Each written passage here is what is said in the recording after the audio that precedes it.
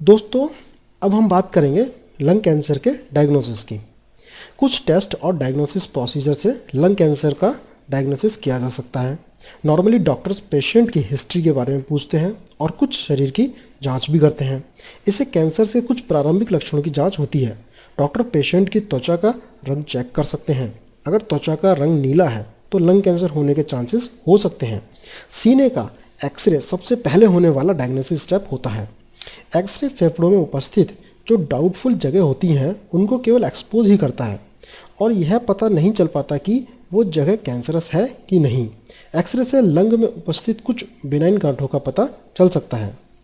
दूसरा तरीका CT scan होता है, जिसका मतलब कंप्यूटराइज्ड टोमोग्राफी होता है। आवश्यकता पड़ने पर सीटी स्कैन का प्रयोग किया जा सकता है।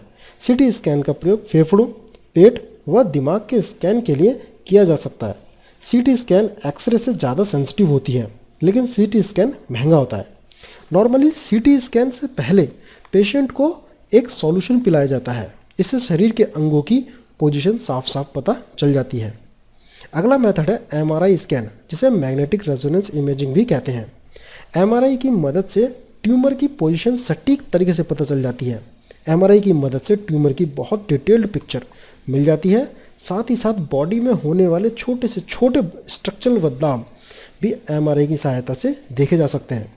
ऐसे लोग जिनके शरीर में हार्ट पेसमेकर, मेटल की पट्टी या प्लेट्स, आर्टिफिशियल हार्ट वाल्व्स या फिर अन्य प्लेट्स पड़ी होती हैं, उनको एमआरआई स्कैन करने से मना किया जा सकता है, क्योंकि एमआरआई स्कैन की पावरफुल चुंबकीय तरंगें जो मैग्नेटिक वेव्स होती हैं, इन मेटल पार्ट्स को अपनी जगह से हिला सकती हैं। अगला है पॉजिट्रॉन एमिशन टोमोग्राफी या पीईटी स्कैनिंग।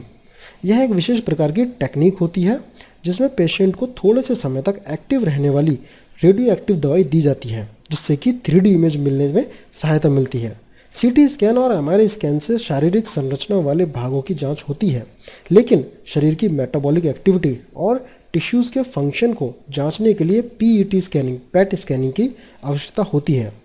पेट स्कैनिंग से ट्यूमर की वृद्धि का पता लगाया जा सकता है। साथ ही साथ पर्टिकुलर ट्यूमर के साथ कौन सा सेल है वो भी पता लगाया जा सकता है। अगला मेथड है बोन स्कैनिंग। बोन स्कैनिंग की मदद से हड्डियों की जांच की जाती है और यह पता लगाया जाता है कि कहीं कैंसर हड्डियों तक तो नहीं पहुंच गया है। बोन स्कैनिंग करने से पहले मरीज को एक रेडियो एक्टिव दवाई दी जाती है जो कि खून में मिलकर हड्डियों तक पहुंचती है। खास तौर पर ऐसे भागों की स्कैनिंग करने के लिए जहां ट्यूमर ने अटैक कर दिया हो। एक स्कैनर रेडियो एक्टिव ड्रग्स को डिटेक्ट करता है और एक स्पेशल फिल्म पर उसकी इमेज बना देता है। अब बात करते हैं स्पेटम साइटोलॉजी की। स्पेटम स्लाइवा और बलगम का एक मिश्रण होता है जिसको एक माइक्रोस्कोप की सहायता से जांचा जाता है। इस मेथड से ट्यूमर सेल्स को देखा जा सकता है। स्पेटम साइटोलॉजी सस्ता व रिस्क फ्री डायग्नोसिस मेथड होता है, लेकिन इसकी एक कमी होती है कि ट्यूमर सेल्स जरूरी नहीं कि स्पेटम में ही हो, इसलिए यह तरीका 100% सही नहीं होता। अब बात करेंगे ब्रोंकोस्कोपी की।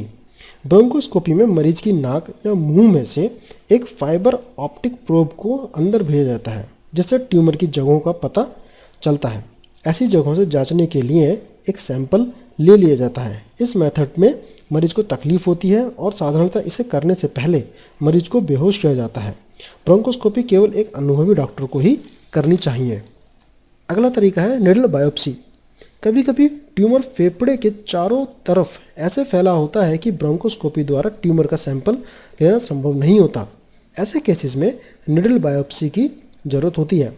एक सिरिंज की सहायता से ट्यूमर सेल्स को इकट्ठा कर लिया जाता है और माइक्रोस्कोप से उसका निरीक्षण किया जाता है। अब हम बात करेंगे थोरासेंटेसिस मेथड की। कभी कभी फेफड़े और सीने के बीच में तरल पदार्थ भर जाता है, जिसे प्लूरल एफ्यूजन कहते हैं। ऐसा इसलिए होता है क्योंकि लंग कैंसर फेफड़े की लाइनिंग टिश्यूज़ को प्रभावित कर देता है। एक पतली सुई, जिसे कि थोरासेंटेसिस कहते हैं, की सहायता से इस फ्लूइड से एक सैंपल ले लिया जाता है, जिसे जांच के लिए लैब में भेज दिया जाता है।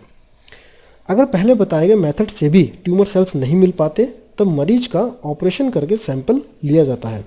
एक और तरीका है जिसे सैंपल लिए जाते हैं, वो है ब्लड टेस्ट। हालांकि ब्लड टेस्ट से लंग कैंसर का 100% पता नहीं लगाया जा सकता, लेकिन ब्लड टेस्ट की सहायता से शरीर की बायोकेमिकल या मेटाबॉलिक एक्टिविटी में होने वाली एबनॉर्मलिटी का पता लगाया जा सकता है। इन एबनॉर्मलिटी की वजह से कैंसर हो सकता है। और अंत में एक और मेथड है जिसे जेनेटिक टेस्टिंग कहते हैं। ट्यूमर में कुछ जेनेटिक म्यूटेशन हो सकते हैं। इन्हीं म्यूटेशंस को चेक करने के लिए मॉलिक्यूलर जेनेटिक टेस्टिंग की जाती है। EGFR में कुछ म्यूटेशन या फिर एबनॉर्मलिटीज़ हो सकती हैं, इन्हीं को चेक करने के लिए टेस्टिंग की जाती है। अगर आपको यह वीडियो पसंद आए तो इस जानकारी को बढ़ाने के लिए इस वीडियो को अपने दोस्तों के साथ शेयर करें। अगर आपका कोई भी सवाल है तो कमेंट बॉक्स में नीचे लिख सकते हैं।